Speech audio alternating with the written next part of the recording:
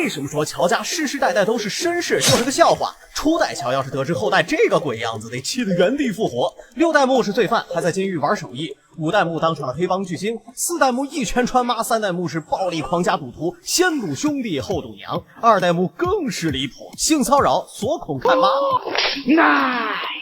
初代目大乔是乔斯达家族最后的绅士，虽然刚开始的表现差点劲，但在竞争对手迪奥的影响下，渐渐成长为了真正的绅士。可到2代目乔瑟夫就变了，这老东西跟绅士俩字根本不搭边，比如调侃自己的奶奶。じじいは独身だよ。おばあちゃんもずっと未亡人。本当にそれだけの仲なのかなと思ったりして。無礼者が！而战斗的时候，他直接在大庭广众下掏出汤姆逊一通打，丝毫没有任何顾虑，甚至男扮女装想蒙混过关，把德军守卫都看无语了。手を上げろ！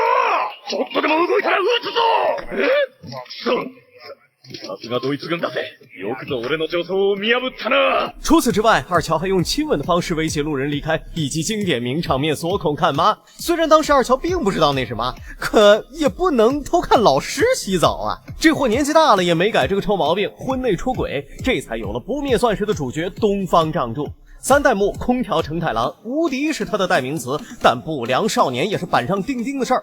对于有大出手称呼自己老妈为婆娘，更有的是在赌博的那一段毫不犹豫的先赌兄弟后赌娘。俺はお袋を助けるためにこのエジプトに来た。だからお袋は自分の魂をかけられてる。最后更是痛殴100岁老人，实在是太残暴了。4代目东方仗助，别看年轻，人家可是3代目承太郎的舅舅，被誉为最温柔的舅舅。但有一个前提，你得尊重他的发型。如果你敢吐槽，那就等着被锤烂吧。参考荒木小号岸边路伴。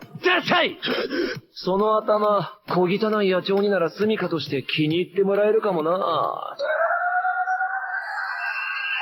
对了，仗助还贡献了个名场面，一拳穿妈。虽说是为了救人，疯狂钻石也能修复，但这毫不犹豫也有点太绅士了。5代目乔鲁诺，迪奥和大乔的儿子，最强娇娇，也是唯一一个成为黑帮教父的娇娇。不过在此之前，他只是个黑车司机，而且非常不道德，收抗议双倍的车费，还把人家行李抢走了。更離譜的是，被抓现行时，乔鲁诺还理直气壮，这就是所谓的黄金精神吗？君どうしてここが分かったんだ？僕のパスポート返せ！僕の荷物はどこだ！本当、心が痛むけど、もうないんだ。売っ払っちゃってさ。気の毒だけど。だからもう追ってこないで。6代目更是离谱。承太郎的女儿空调徐伦，因为缺少父爱走上了不归路，飙车党罪犯，这些也就算了，居然还在监狱里当上了手艺人。So well, basically, well, it's a word that starts with N. 咱就说大乔在天庭会说什么，肯定会说我这辈子有了，可怜我乔斯大家族世世代代都是绅士，结果到我这代成最后一位了。不对，差点忘了，还有二乔的老爹乔治。好了，以上内容纯属玩梗恶搞，还请大家见下留情。